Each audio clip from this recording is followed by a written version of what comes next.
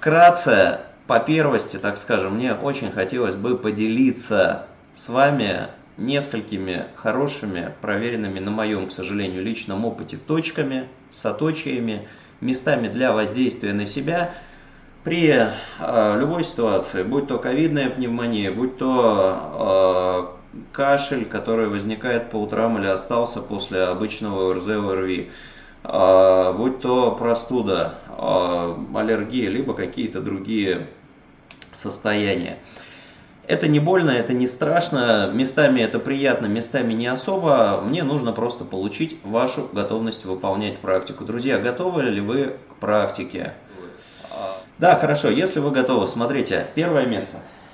Вот это вот. Если мы подвигаем вперед-назад нашей шеи, мы обнаружим то, что шейный отдел позвоночника подается назад, подается вперед, и в самом низу, на переходе шеи в грудной отдел, что-то выезжает буквально как клавиша у пиано. Так называемый симптом клавиши. Именно так он и называется в ортопедии, в мануальной терапии. И именно под таким названием он и перекочевал в остеопатию. Симптом клавиши. Найдите у себя это место. Кто-то считает, что это 7-й шейный позвонок, кто-то считает, что это 1-й грудной. Врачи до сих пор не сошлись во мнении, что же это такое. Ну, неважно. Как рабочая зона нам подойдет и то, и другое. Положите на это место пальцы, подушечки пальцев одной или двух рук, все равно. Можно двух, можно одной. И просто нежно начните растирать его. Растирать лучше определенным образом по восьмерочке. Вверх, вниз, влево, вправо, по диагональкам. Вот как роза ветров. Именно так точка даджуи переводится с китайского холм 8 ветров. Ну, у некоторых этот холм разрастается до целого кургана. То, что я показываю, улучшит состояние кургана, начнет, так скажем, его разработку и однозначно хорошо скажется на бронхолегочной системе. И еще неплохо его постукивать. Брать и просто стучать подушечками пальцев. В любой момент может начаться кашель. Если таковой идет, не стесняйтесь кашляйте.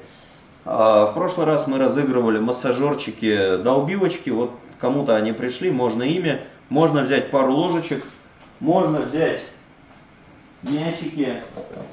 Всевозможные, мы тоже их будем разыгрывать. Засунуть, прошу прощения, в обычный носочек. Можно взять яблоко, картофелину, луковицу, также положить и начать себя стучать по этому месту. Ну, попробуйте с луковицей, с картошкой в носочке. Это прикольно, это необычный такой опыт. Я возьму специальную стучалку, вместо тех, которые я разыграл, деревянная ручка, пружинка и вот отягощение в виде такого псевдомишки. Можно стучать пальцами, можно ложечкой, но вот такими вот резиноподобными вещами прямо удобнее. Это тоже стимуляция вот этой зоны. Туда же можно ставить горчичники, втирать бальзамы. Ее же можно прогревать полынными, угольными сигарами и так далее. Эта зона должна раздражаться. Раз. Зона номер 2. Если мы подадим плечевой сустав вперед, то между плечом и ключицей мы обнаружим в меру чувствительное место, которое является первой точкой меридиана легких. Повоздействуем на него. Может быть, вы почувствуете больно. Может быть, вы захотите покашлять, так же, как я и сказал, не стесняемся кашлять.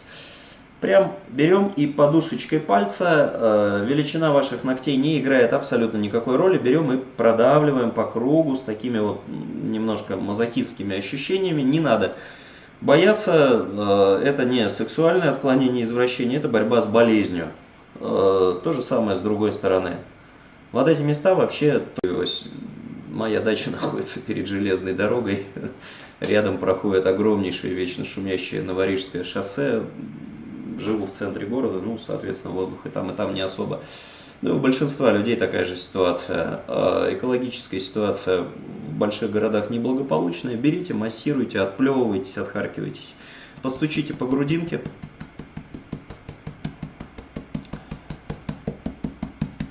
Проработайте точку между большим указательным пальцами, бугорочек, который образуется, точка Хэгу, прям возьмите, подраконьте ее.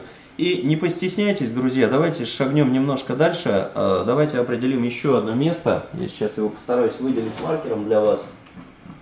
Давайте определим еще одно место для воздействия на своем теле. Вот если взять и нарисовать лучи, идущие от первого пальца, большой для людей, для врачей первый. Врачи такие вот специфические создания, они не запоминают названия пальцев, чтобы не было, как в известном анекдоте, когда хирург говорит ассистенту: я сказал первый, я сказал палец и так далее. Ассистент путается, ошибается, режет не то. Луч 1, луч 2, точка ХГУ будет здесь, а нас интересует место, где эти лучи сходятся, где косточки сходятся, так называемые пястные кости. Не постесняйтесь, повоздействуйте и сюда. Это тоже будет воздействие и на меридиан легких, толстого кишечника, и на лучевой нерв. Оно, возможно, будет такое же неприятное, как и воздействие на точку ХГУ. Возможно, оно будет отдавать куда-то еще в ладони, желательно эти места тоже проработать. То же самое вторая рука. ХГУ. И вот эта вот точечка, я не буду вас утомлять китайскими названиями, я, честно говоря, их сам помню сильно не все. Ну, вот это место, где сходятся пястные косточки. Промассировали. Это тоже облегчит откашливание, очищение легких. И сегодня я буду вас знакомить еще с дополнительными местами. Ну, а пока я хочу добавить: в абсолютно любом уголке, по крайней мере северного полушария, вы можете встретить вот такие вот замечательные комочки, которые почему-то до сих пор, следуя более чем вековой ошибке, называют мох.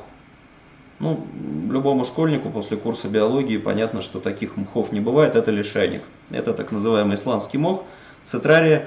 Помимо Исландии встречается где угодно, и в Тибете, и в Сибири, и в Ташкенте, в горах, по крайней мере в Чимганских, замечательных совершенно. Вот цитрария, заваренная широкой пригоршней.